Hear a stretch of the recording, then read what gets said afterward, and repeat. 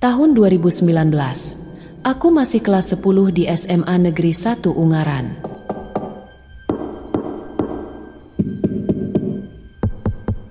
Saat itu, sekolah mengadakan kemah raya, sebuah acara perkemahan besar yang diikuti oleh seluruh siswa. Lokasinya di sebuah barak militer yang sudah lama tak terpakai. Malam itu, sekitar pukul 1 dini hari, aku terbangun karena perutku terasa tidak nyaman. Aku butuh ke kamar mandi. Dengan langkah malas, aku keluar dari tenda dan berjalan melewati area perkemahan yang sepi. Lampu-lampu tenda hanya berpendar redup, dan udara malam terasa dingin menusuk.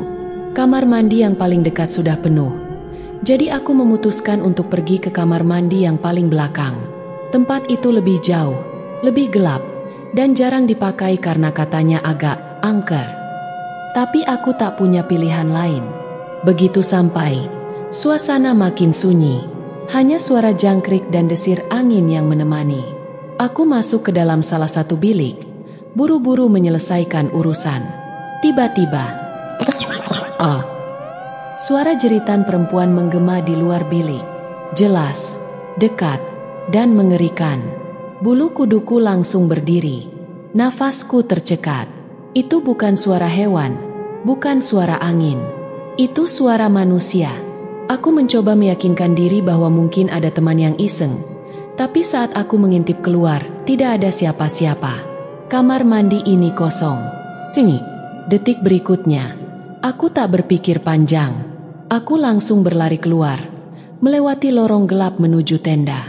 Di barak militer tempat kami tidur, aku langsung masuk ke dalam kantung tidur dan memaksa diriku untuk tidak memikirkan kejadian tadi. Namun, saat aku mulai menenangkan diri, aku mendengar seseorang berbisik di dekat telingaku.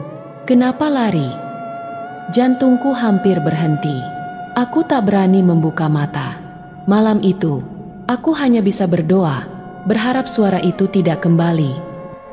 Aku terbaring di dalam kantung tidur. Keringat dingin membasahi pelipisku meskipun udara malam begitu menusuk. Suara bisikan itu masih terngiang jelas di telingaku. "Kenapa lari?" Aku memaksa diriku untuk tetap diam. Mataku tertutup rapat. Aku berharap suara itu hanya imajinasiku saja. Namun, semakin aku mencoba mengabaikannya, semakin aku merasakan sesuatu yang janggal.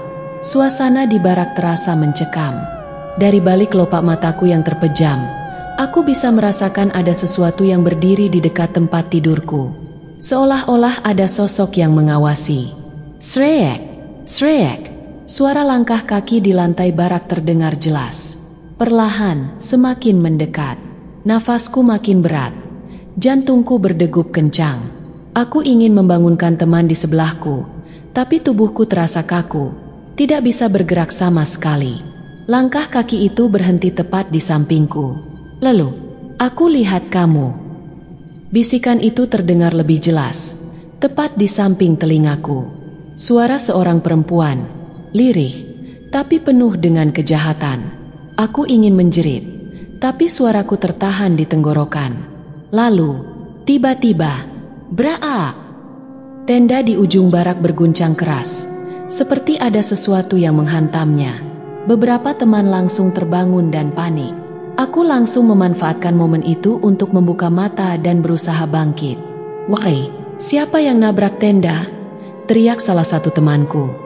Kami semua melihat ke arah tenda yang berguncang, tapi tidak ada siapa-siapa.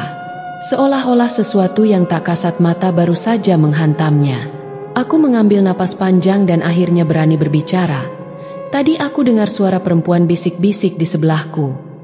Temanku yang lain, yang baru saja bangun, tiba-tiba pucat. Dia menatapku dengan ekspresi ketakutan. "Kamu juga dengar?" bisiknya pelan. Aku mengernyit.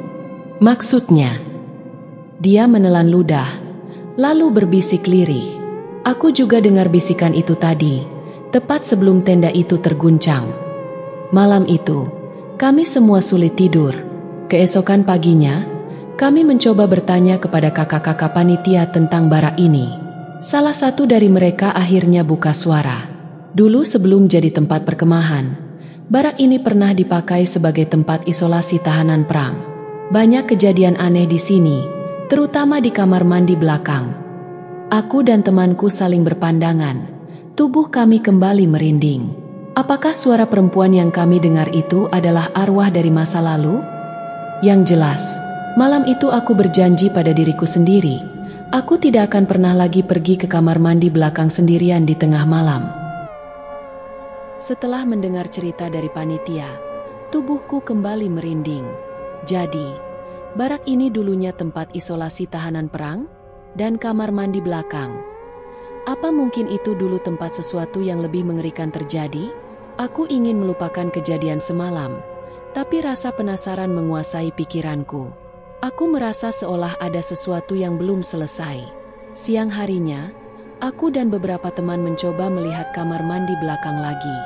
Kali ini, dalam keadaan terang. Tidak ada yang aneh, hanya bangunan biasa dengan deretan bilik berwarna kusam. Namun, ada satu hal yang membuatku merinding. Di bagian belakang kamar mandi, ada dinding dengan noda merah kecoklatan samar. Apakah itu darah? Apa ini?